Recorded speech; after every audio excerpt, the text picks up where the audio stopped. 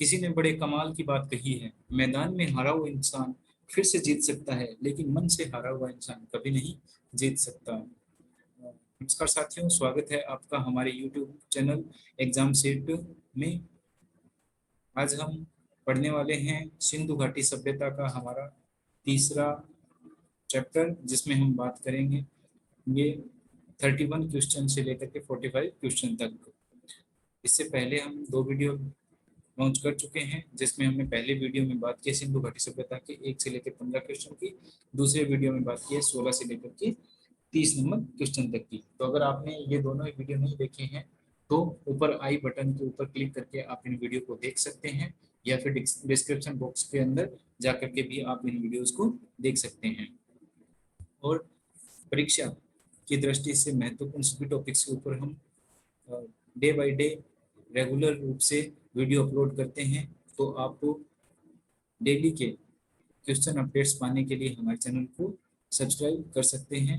अगर आपको वीडियो पसंद आता है तो इसे आप लाइक शेयर भी कर सकते हैं। तो चलिए ओवरव्यू में देख लेते हैं कि अब तक हम जो 30 क्वेश्चन हैं उनमें किन किन पे बात कर चुके हैं। और आज का वीडियो स्टार्ट करते हैं 31 नंबर क्वेश्चन से। पहला क्वेश्चन था, सिंधु घाटी सभ्यता को सबसे पहले किसने देखा? तो उसका आंसर है चार्ल्स मेसन ने। दूसरा, भारतीय पुरातत्व का जनक किसे कहते हैं? तो ए कनिंघम को भारतीय पुरातत्व का जनक कहा जाता है। सिंधु घाटी सभ्यता को अन्य किस नाम से जाना जाता है? तो सिंधु घाटी सभ्यता को हड़प्पा सभ्यता, ताम्रयुगीन सभ्यता, कांस्य युगीन सभ्यता, इन तीनों नामों से जाना जाता है। हड़प्पा सभ्यता का नामकरण किसने किया? तो जॉन मार्शल ने हड़प्पा सभ्यता का नामकरण किया था। हड़प्पा सभ्यता की विधिवत घोषणा कब हुई थी? तो हड़प्पा सभ्यता की जो विधिवत घोषणा है वो 1924 में हुई थी। 1947 के बाद सिंधु घाटी सभ्यता का उपयुक्त नाम क्या रखा गया था? तो 1947 के बाद सिंधु घाटी सभ्यता का नाम हड़प्पा सभ्यता प्रथम रखा गया था। उत्तर से दक्षिण सिंधु सभ्यता का विस्तार है मांडा से देमाबाद। सिंधु घाटी सभ्यता का विस्तार है 12,99,600 वर्ग किलोमीटर, लगभग 13 लाख वर्ग किलोमीटर। स्वतंत्रता के बाद सिंधु घाटी सभ्यता के सर्वाधिक स्थल कहाँ मिले हैं? तो स्वतंत्रता के बाद सिंधु घाटी सभ्यता के सर्वाधिक स्थल गुजरात में मिले हैं। सिंधुकालीन स्थलों में सबसे बड़े 6 नगरों में कौन सा नगर शामिल है? तो ये तीनों ही नगर कालीबंगा, मोहनजोदड़ो, गणवेरी वाला शामिल है। इसके साथ ही साथ धोलावीरा, राखीगढ़ी और गणवेरी वाला भी इसमें आते हैं। लोथल किस नदी के किनारे स्थित है? तो लोथल भोगवा नदी के किनारे स्थित है। बालाकोट किस नदी के किनारे स्थित है? तो बालाकोट बिंदार नदी के किनारे स्थित है। कार्बन डेटिंग पद्धति की खोज किस वैज्ञानिक ने की? तो कार्बन डेटिंग पद्धति की खोज विलियर्ड लिब्बी ने की। किन के अनुसार सिंधु घाटी सभ्यता के जनक द्रविड़ थे? तो सर राखलदास बनर्जी व सर जॉन मार्शल के अनुसार जो सिंधु घाटी के सभ्यता के जो जनक थे वो ये द्रविड़ थे। सिंधु घाटी सभ्यता की खुदाई से प्राप्त मानक अस्थि पंजरों के अवशेषों से कितनी प्रजातियों का पता चलता है? तो इससे 4 प्रजातियों का पता चलता है। पहली प्रोटो ऑस्टेनाइट, दूसरी भूमध्य सागरीय, तीसरी मंगोलाइट और तीसरी अल्पाइन निग्रिटो। सिंधु घाटी सभ्यता के बारे में अधिकांश इतिहासकार निम्न में से किस मत का समर्थन करते हैं? तो हड़प्पा सभ्यता के लोग भूमध्य सागरीय थे, इस मत का सभी समर्थन करते हैं। नदी के तट पर सिंधु घाटी सभ्यता के प्रमुख नगर हैं? तो मोहनजोदड़ो, हड़प्पा, रोपड़, ये तीनों ही नगर नदी के किनारे पर स्थित हैं। अगर बात की जाए हड़प्पा रावी नदी के किनारे पर, मोहनजोदड़ो सिंधु नदी के किनारे पर, तो रोपड़ सतलज नदी के किनारे पर स्थित है। हड़प्पा नामक स्थल कहाँ है? तो हड़प्पा नामक जो स्थल है वो पाकिस्तान के पंजाब प्रांत में है। हड़प्पा से प्राप्त अवशेष मिले हैं तो ये गेहूं के जौ के दाने, पीतल का बना इक्का, ये दोनों ही मिले। मोहनजोदड़ो से प्राप्त अवशेषों में शामिल है तो मोहनजोदड़ो से प्राप्त विशाल अन्नागार, मोहनजोदड़ो सबसे बड़ी इमारत है। इसके साथ ही साथ कांसे की नृत्य कृत नारी की मूर्ति और एक बौद्ध स्तूप भी यहाँ से मिले हैं। हड़प्पा से प्राप्त अवशेषों में शामिल है मनुष्य के शव के साथ बकरे के अस्थि पंजर, एक बर्तन पर मछुआरे का चित्र, एक अन्नागार, और कब्र में जो 12 कांस्य के दर्पण भी हड़प्पा से मिले। निम्न में से किसे हड़प्पा और मोहनजोदड़ो को एक विशाल साम्राज्य की जुड़वा राजधानी कहा है? तो स्टुअर्ट तिब्बत पीटर ने हड़प्पा और मोहनजोदड़ो को एक विशाल साम्राज्य की जुड़वा राजधानी कहा है। मोहनजोदड़ो शब्द किस भाषा से बना है? तो मोहनजोदड़ो शब्द सिंधी भाषा से बना है। मोहनजोदड़ो को अन्य किस नाम से जाना जाता है? मोहनजोदड़ो को माउंट ऑफ डेड, सिंध का नखलिस्तान, सिंध का मरुस्थल, प्रेतों का टीला, सिंध का बाग, स्तूपों का शहर आदि नामों से भी इसे जाना जाता है। मोहनजोदड़ो की प्रसिद्ध पशुपति की शिव की मुहर को मार्शल ने क्या कहा? आद्य शिव कहा। पशुपति शिव की मुहर देखने पर हमेशा कैसे दिखाई देती है? उल्टी दिखाई देती है। बैलगाड़ी व इक्का गाड़ी के अवशेष प्राप्त हुए हैं चहुंदड़ो से।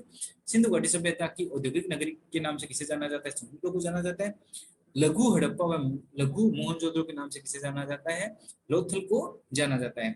मार्शल ने प्राचीन काल का सबसे बड़ा आश्चर्य किसे कहा है? तो लोथल को ही मार्शल ने प्राचीन काल का सबसे बड़ा आश्चर्य कहा है। मार्शल ने लोथल को प्राचीन काल का सबसे बड़ा आश्चर्य कहा। इसके साथ ही साथ मोहनजोदड़ो के बाद लोथल को भी मुर्दों का जीवित शहर या मुर्दों के टीले के नाम से जाना जाता है। तो ये थे हमारे अब तक के 30 क्वेश्चन। आज हम जो शुरू करने वाले हैं वो है 31 नंबर क्वेश्चन से।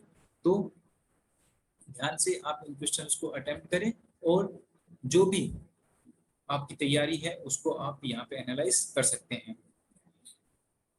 तो आज का हमारा पहला क्वेश्चन है, निम्न में से कौन सा स्थल हड़प्पा स्थल सभ्यता के पतन को दर्शाता है? मोहनजोदड़ो, सुरकोटड़ा, कालीबंगा, बनावली। तो जो सुरकोटड़ा है उससे प्राप्त विशेष प्रकार की कब्र मिली है जिसमें कलश समाधान के साक्ष्य प्राप्त हुए हैं। नेक्स्ट, आटा पीसने की हाथ चक्की किस स्थान से प्राप्त हुई है? तो आटा पीसने की हाथ चक्की लोथल से प्राप्त हुई है।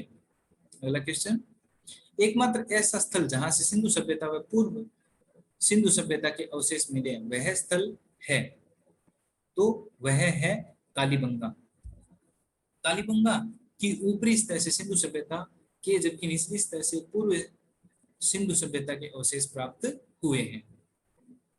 अगला क्वेश्चन, समृद्धों के शहर के नाम से किस सभ्यता को जाना जाता है? तो समृद्धों के नाम से जो सभ्यता जानी जाती है वह है बनावली हरियाणा के सोनीपत सोने के परत चढ़े मन के मिले हैं, जिससे यह सिद्ध होता है कि यह एक समृद्ध नगर था। इसी कारण बनावली स्थल को समृद्धों का शहर कहा जाता है। अगला क्वेश्चन है, खेलों का मैदान किस स्थल को कहा जाता है? धोलावीरा को, बनावली को, कोटा दीजी को या कालीबंगा को? तो खेलों का मैदान जो है वो धोलावीरा को कहा जाता है।